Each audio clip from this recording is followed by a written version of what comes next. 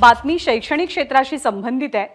पूर्व प्राथमिक ते इयत्ता 4थी पर्यंतचे वर्ग सकाळी 9 नंतर भरवण्याच्या राज्य सरकारच्या निर्णयाबद्दल विद्यार्थी, पालक आणि बस चालक यांच्यामधनं तीव्र प्रतिक्रिया उमटू लागल्या आणि मग या समस्यांवरती किंवा सकाळी 9 नंतर शाळा सुरू करण्यासंदर्भातला निर्णय आचारसंहितेनंतरच घेतला जाईल असं आश्वासन शालेय शिक्षण मंत्री दीपक केसरकरांकडून देण्यात आलंय। अभिषेक मुठाळ सध्या आपल्या सोबत आहेत। अभिषेक, स्कूल बस चालकांनी तर खूपच तीव्र विरोध केला या सरकारच्या निर्णयाला। आता भूमिका काय घेतली जाते सकाळी 9 नंतरच्या शाळेच्या निर्णयासंदर्भातली?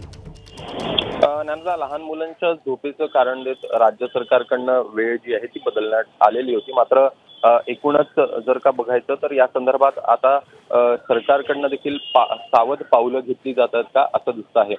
एकूणच शाळा जी सकाळी 9 नंतर जी सुरू होणार अशा प्रकारचा जो राज्य सरकारचा निर्णय होता त्या संदर्भात आचारसंहितेनंतर हा निर्णय होऊ शकतो अशा प्रकारचं सूतोवाच देखील शिक्षण मंत्री दीपक केसरकर यांनी वृत्तपत्रांना दिलेली जी मुलाखत आहे त्याच्यामध्ये सांगितलेलं आहे। बदलत्या वेळापत्रकामुळे एकूणच माध्यमिक असेल किंवा मग शाळांचे जे वेळापत्रक आहे ते कुठेतरी कोलमडले आहे आणि त्यामुळेच वर्ग खोल्यांचा प्रश्न जे आहे तो उभा राहतो आहे।